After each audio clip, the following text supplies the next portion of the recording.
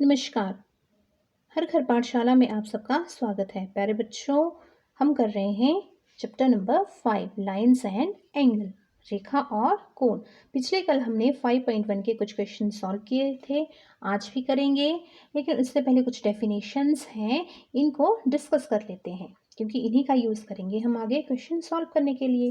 पहली जो परिभाषा है वो स्क्रीन पे आपके सामने है, वो क्या है? आसन कोण, एडजेसेंट एंगल। प्यारे बच्चों, ये जो आसन शब्द है, एडजेसेंट वर्ड है, इसका मतलब होता है बिल्कुल सटा हुआ, एडजॉइनिंग, बिल्कुल समीप। ठीक है, तो दो कोण जो बिल्कुल सटे हुए होंगे, एडजॉइनिंग होंगे, उनको हम आसन कोण बोलेंगे। आसन कोण का कंसेप्ट जो है, आइए पहले इस आकृति से समझते हैं जो स्क्रीन पे आपके सामने है। प्यारे बच्चों, यहाँ पे दो कोण बने हुए हैं, एक और दो। तो देखते हैं, ये कोण दो जो है ये बना है इन भुजाओं से, जो मैंने ग्रीन कलर से इंडिकेट कर दी। अब जो कोण एक है उसके लिए रेड कलर का यूज़ कर दिया इंडिकेट करने के लिए। अब मुझे बताओ, ये जो दो एंगल हैं, क्या इनके लिए कोई भुजा ऐसी है जो दोनों के साथ आ रही है, मतलब कॉमन है? शाबाश, सही सोच रहे हैं आप। ये जो बीच वाली भुजा है, बीच वाली साइड है, ये क्या है? दोनों के लिए कॉमन है, एक के साथ भी है और दो के साथ भी है। तो मेरे बच्चों, ये हुई दोनों एंगल्स के लिए कॉमन साइड, उभयनिष्ठ भुजा। इसके अलावा क्या कॉमन है इनके लिए? तो यहाँ पे देखिए, इसके अलावा जो वर्टेक्स है, जिसको हम बोलते हैं शीर्ष, ठीक है, वो भी क्या है? इन दोनों कोणों के लिए कॉमन है। तो यहाँ पे दो चीज़ें कॉमन है, एक है साइड और एक है वर्टेक्स। तो आसन कोण ऐसे कोण हैं जिनमें क्या होता है? उभयनिष्ठ भुजा और उभयनिष्ठ शीर्ष होता है। ठीक है, और जो भुजा कॉमन नहीं होती, उभयनिष्ठ नहीं होती, वो क्या होती है? उभयनिष्ठ भुजा के एक इस तरफ होती है, एक इस तरफ होती है। जैसे ये बुक है, आपने अपनी मैथ्स की बुक भी अपने पास में रखी होगी। इसमें क्या है? देखिए, आसन कोण बन रहे हैं, कहाँ बन रहे हैं? यहाँ देखिए, जब आप एक पेज आपका इस तरह से लेंगे और बुक को इस पोजीशन में रखेंगे तो हमें क्या मिलेंगे? Adjacent angles. अब जो नेक्स्ट है हमारे पास वो है रैखिक युग्म, लीनियर पेयर। प्यारे बच्चों, नाम से ही स्पष्ट हो रहा है किसी रेखा पे बना हुआ युग्म।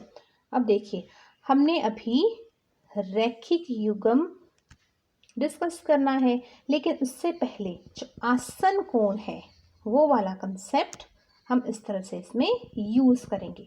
देखिए, ये है आसन कोण। ठीक है, जब आसन कोण की जो अनकॉमन साइड है इस तरह से बिल्कुल विपरीत दिशा में आ जाती हैं, तो हमें मिलता है लीनियर पेयर, रैखिक युग्म।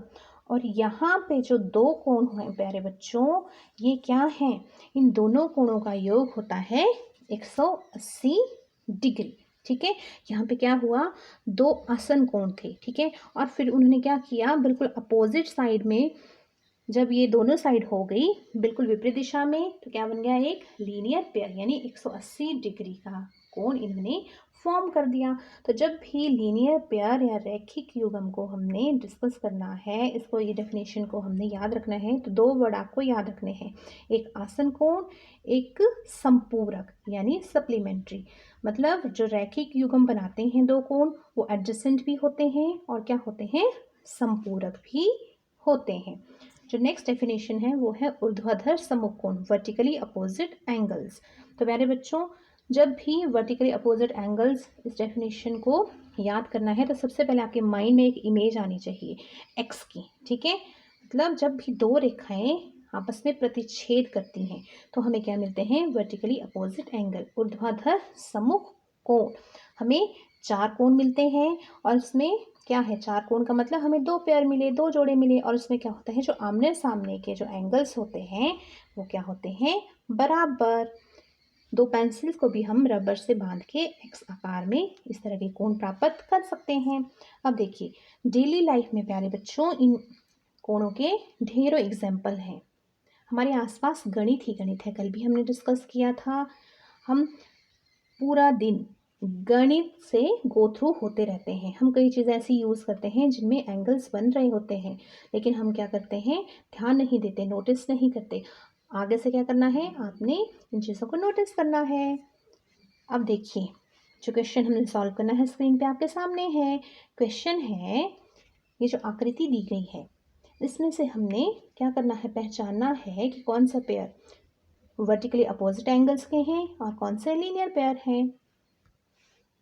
तो प्यारे बच्चों, मैंने आपको पहले भी बोला है कि जहाँ भी एक्स दिखे, ठीक है, जहाँ हमें लगे कि यहाँ पे क्या बन रहा है, एक्स बन रहा है, तो वहाँ पे कौन सा कंसेप्ट आएगा, वहाँ पे आएगा ऊर्ध्वाधर समकोण यानी वर्टिकली अपोजिट एंगल का कंसेप्ट।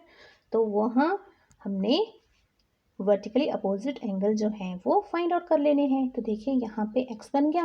अभी जो 4 है इसका बिल्कुल अपोजिट एंगल कौन सा है, इसका बिल्कुल अपोजिट एंगल है 1, तो हम इस तरह से लिख लेंगे। अब देखिए यहाँ पे प्यारे बच्चों 5 है, तो 5 के बिल्कुल अपोजिट कौन से एंगल्स हैं, यहाँ पे 2 एंगल हैं, तो इसका मतलब हुआ कि एंगल 3 और एंगल 2 दोनों मिलकर किसके बराबर होंगे, 5 के। तो हम इस तरह से लिख लेंगे। तो ये हो गया हमारे पास, क्या हो गए, वर्टिकली अपोजिट एंगल्स। अब जो दूसरा कंसेप्ट है वो है लीनियर पेयर का। हमें बताना है कि लीनियर पेयर कौन कौन से हैं। तो हमें पता है कि जो लीनियर पेयर हैं वो बनते हैं किस पे, स्ट्रेट लाइन पे। अब देखिए हमारे पास यहाँ पे है एक स्ट्रेट लाइन, तो इस पे जो 2 एंगल हैं, जो पेयर है वो कौन कौन से हैं, यहाँ पे देखिए ये जो रेखा है इस पे ये 2 कोण हैं, ये दोनों मिलके क्या कर रहे हैं, 180 के बराबर हैं। तो ये हुआ एक लीनियर पेयर। इसके अलावा ये जो है ये 3 कोण भी मिलके क्या हैं, 180 डिग्री के बराबर। अब मुझे बताइए क्या यहाँ पे सिर्फ यही लीनियर पेयर है और भी लीनियर पेयर है। अब देखिए प्यारे बच्चों, ये भी क्या है, एक लाइन। तो इस पे कौन कौन से एंगल बन रहे हैं, यहाँ पे जो लीनियर पेयर है यहाँ पे देखिए 2 कोण मिलके भी क्या है, 180 के बराबर, और दूसरी तरफ ये तीनों कोण मिलके क्या है, 180 के बराबर। लीनियर पेयर मतलब स्ट्रेट लाइन पे जो एंगल हैं वो मिलके कितने होते हैं, 180 के बराबर, उनका योग होता है 180 के बराबर। अब देखिए नेक्स्ट क्वेश्चन है, इसमें जो आकृति दी गई है, 2 कोण दिए गए हैं, हमें बताना है कि क्या है, ये दोनों आसन है या नहीं है, और रीज़न भी देना है कि दोनों आसन है तो क्यों है, नहीं है तो क्यों नहीं है। बच्चों हमने पहले भी डिस्कस किया है कि जो आसन कोण है, 2 कोण आसन कब होते हैं, 2 कोण आसन तब होते हैं जब उनके लिए क्या उभयनिष्ठ हो, बताइए क्या कॉमन होना चाहिए। अगर 2 कोणों के लिए भुजा उभयनिष्ठ है, तो यहाँ पे देखिए ये जो भुजा है ये दोनों कोणों के लिए क्या है, उभयनिष्ठ, ठीक है। और दूसरा हमने डिस्कस किया था कि जो वर्टेक्स है, ठीक है, वो भी क्या होना चाहिए, दोनों के लिए आसन। तो क्या यहाँ उभयनिष्ठ होना चाहिए, वर्टेक्स क्या होना चाहिए, दोनों के लिए उभयनिष्ठ। तो आप लोग मुझे बताइए कि क्या यहाँ पे ये जो वर्टेक्स हैं ये उभयनिष्ठ है, एक यहाँ पे और एक यहाँ पे। यहाँ पे तो 2 वर्टेक्स हैं, मतलब वर्टिसेस दिए हुए हैं इसके, तो फिर ये तो उभयनिष्ठ नहीं हुए। तो इसने 2 कंडीशन में से क्या किया, एक कंडीशन तो फुलफिल कर दी कि भुजा क्या है, उभयनिष्ठ है, लेकिन इसके जो शीर्ष है वो अलग अलग हैं, ठीक है। तो हम क्या बोलेंगे कि ये जो कोण है ये आसन नहीं है। अब नेक्स्ट देखिए हमारे सामने क्वेश्चन दिया हुआ है, आकृति है, हमें XYZ की वैल्यू फाइंड आउट करनी है। तो चलो बच्चों शुरू करते हैं। हमें दी है 55 डिग्री की वैल्यू, इसकी हेल्प से हम बाकी वैल्यूज़ निकालेंगे।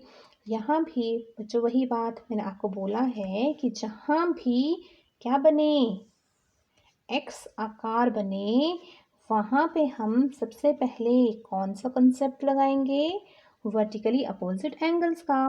तो 55 डिग्री की हेल्प से हम फाइंड आउट करेंगे इसका सामने वाला एंगल यानी एक्स, तो वो कितना हुआ, सेम वैल्यू, क्यों, क्योंकि क्या है, समकोण है।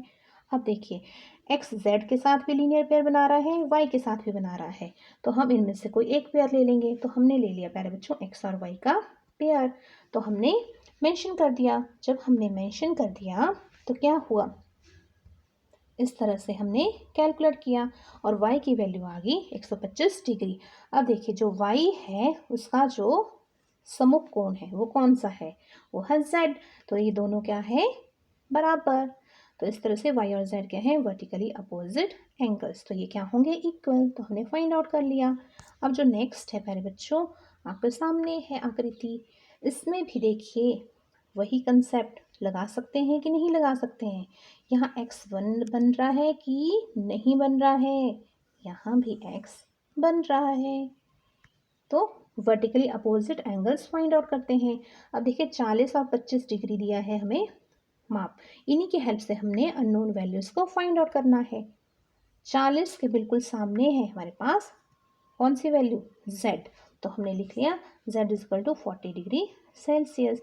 अब देखो बच्चों, जो z है वो लीनियर पेयर बना रहा है y के साथ भी और 25 डिग्री और x के साथ भी। तो हम क्या करेंगे, y और z का लीनियर पेयर ले लेंगे और फिर y की वैल्यू निकल गई।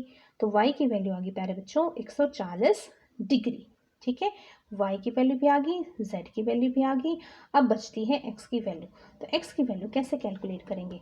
अब देखिए प्यारे बच्चों, जो x है वो क्या है, इस रेखा पे है। ठीक है, और इस रेखा पे देखिए प्यारे बच्चों, सिर्फ x ही नहीं है, इस रेखा पे हमारे पास 3 कोण हैं। कौन कौन से कोण हैं, 40, x और 25।